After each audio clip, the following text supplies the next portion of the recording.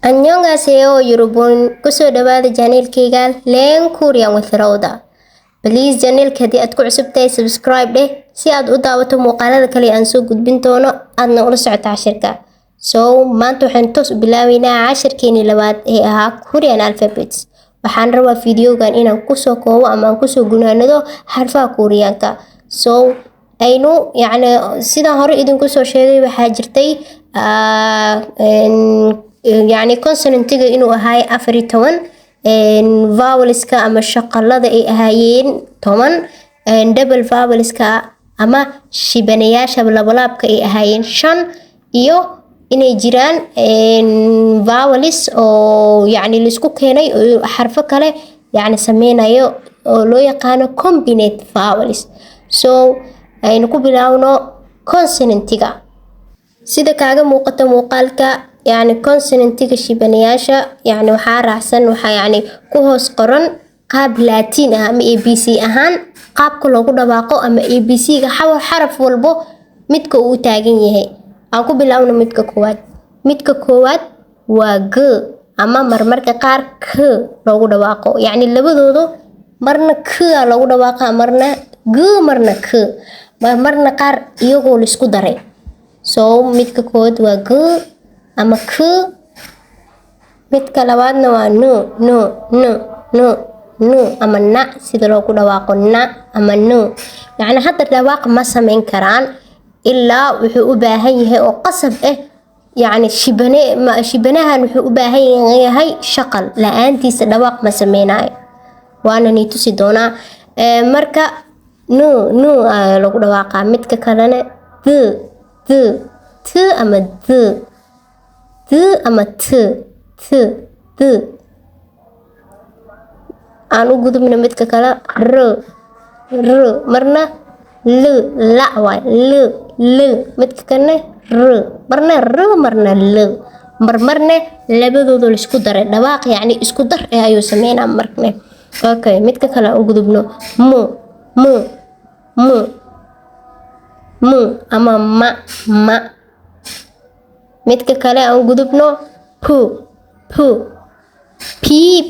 dan bida b for pen waay mar b for book waay mar dhif b for pen dhawaaqeeda leeyahay labada b waxay ku kala duwan yihiin badanaa male waad aragtaa labada b dhawaaqoodu isku mid laakiin isticmaalkooda kala duwan tahay sidaas oo kale laakiinse midaan waa bd oo ahayd b for book midii ahayd b for book. Okay, p ama p aan u gudubno midka kale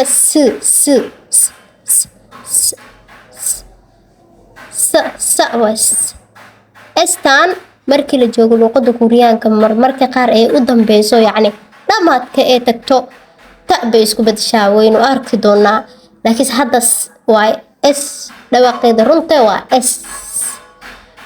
aan u gudubno xarafka kale ng oo u taagan yahay ng oo taagan yahay hang amal hang ng oo taagan marmarna silent waay silent markuu yahay waa marka uu xarafka kow asiga ku bilaawdo ma lagu dhawaaqay xarafkan consonant waay saan igu sheego consonant walba ama shibane walbo wuxuu u baahan yahay shaqal ama vowel si uu dhawaaq u sameeyo. Okay, kan waa shibanahan wuxuu u baahan yahay shaqal Soomaan markay xarafkan ay taagan tahay qaybta hore markuu uu tago oo shibanaha shaqalka lagu xijiyo asiga shibano noqonaya dhawaaq ma sameynayo. dhawaaq waxaa sameynaya vowelka silent waa silent ma arkino luqada Ingiriiska markuu joogo xarfo oo waxaa jiraan oo dhawaaqoodu la qariyo oo silent ah asigana uu ka mid yahay Korea markii la joogo luqada Korea. marka ng uu yahay waa marka uu dhamaad ka yaalo hadii aad aragtid dhamaadka asigoo yaalo ng ugu dhawaaqay laakiin bilowga haduu ka bilaabanayo waxaad ku dhawaaqaysaa dhawaaq dhab ma laho xarafka kale ku xuga dhawaaqiisa qaadani. So okay, aan u gudubno xarafka kale cha sa u taqaanay ja ama j ja. xarafka kale waa ch. englishka markaa joogno ma arkino chemistry chemistry marka yani bilowga maxaa waaye g ama k oo noqona. kan hadda waxaa waaye ja ch taas yani ja ay noqonay ja. labadan ja way kala duwan yihiin yani isticmaal gaar ah ayay leeyihiin ja iyo midna waa ja midna waa ja ja ja ja midna waa ja ji ja ja midna waa ja ja ja.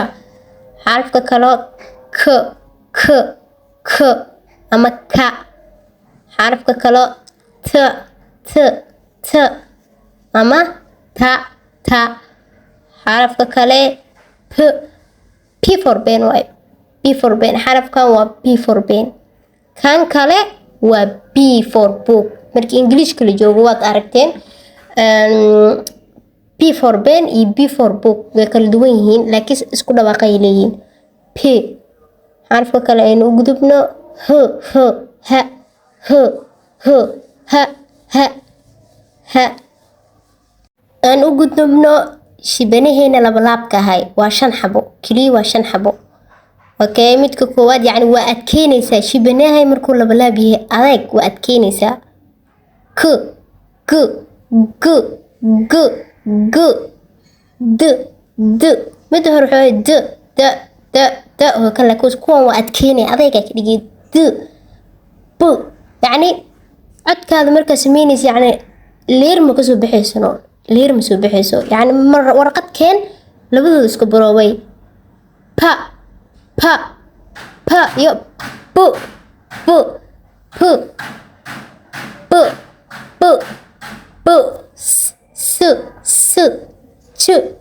kuwan waa adkeynaysaa adeega ka dhigay macnaa kuwa kale wuxuu ku kala duwan yahay yani kuwan double waa adkeynay kuwa kale laakiin caadi u dhawaaqo oo yani warqad markaa labadooda ku baroobaysiin midkan yani adeega aad adkeynaysid yani dhawaaq yani warqad ma dhawaaqayso. okay aan u gudubno shaqaladeena marka la joogo alphabetiska Koreanka ah waxa ugu adag oo ma aad ku wareeraysid waxa waaye alphabetiska consonant yani shaqalada fudeed waa laakiin kuwa ugu adag waxa waaye shibanayaashan yani iyaga dhan way isku eg yihiin. sidoo kale waxa kale jira shibanayaal kale oo la isku keeno oo dhawaaqyo kale ama xarfo kala sameynaya sis darteeda xooga saar vowelska ama shaqalada aad ay u adag yihiin yani marka akhrinaysa xitaa waa ku waraare k a eh k o o k e eh. aynu bilaawno xarafkeena koowaad midka koowaad waa a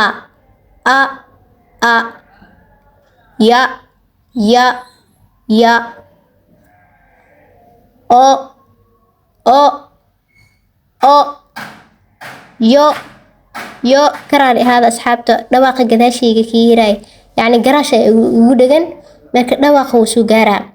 xarafka kale yo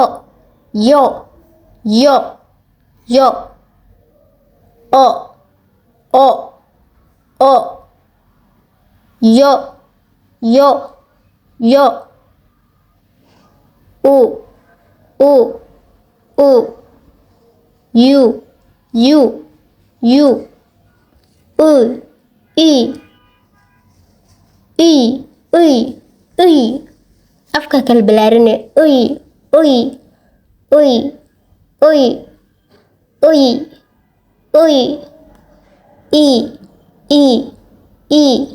aan ku celino a ya o yo u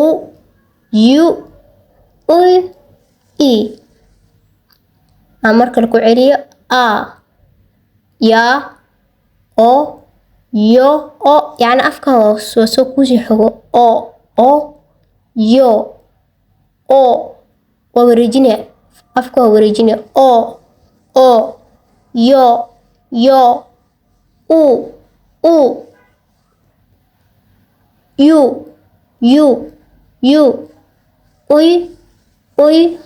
ilka isku qabanaya kala balaarinaya afka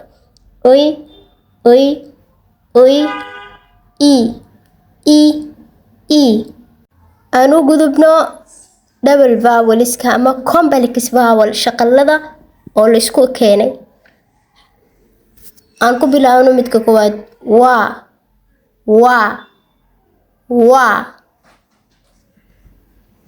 midka labaad wo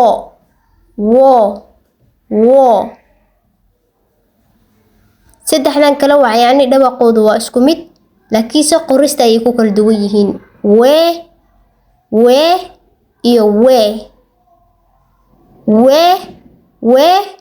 iyo wee midka kale wii kan ugu dambeeyo uy kii hore awal wuxuu ahaan jiray hadda laakiinse iya raacday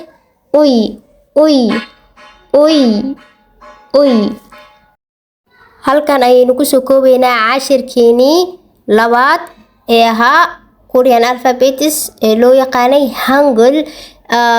halkan ayuunu ku dhammaaday xarfihii intaasna ayayna ahaayeen cashirkan yacni cashirka kale ee xigo waxaynu ku baran doonaa qaabkii ay dhawaaqa u sameyn lahaayeen oo la isugu keeni lahaayay consonant shibanaha iyo shaqalka iskugu imaan lahaayeen ayna dhawaaq u bixin lahaayeen iyo ballogiska yacni ruleska qaabka uu qormaayo iyo qaabka loo qoro channelka subscribe dheh si uu kugu soo dhaco cashirka kale subscribe share and like hayga iloowina aad ayaan u mahadsantihiin bye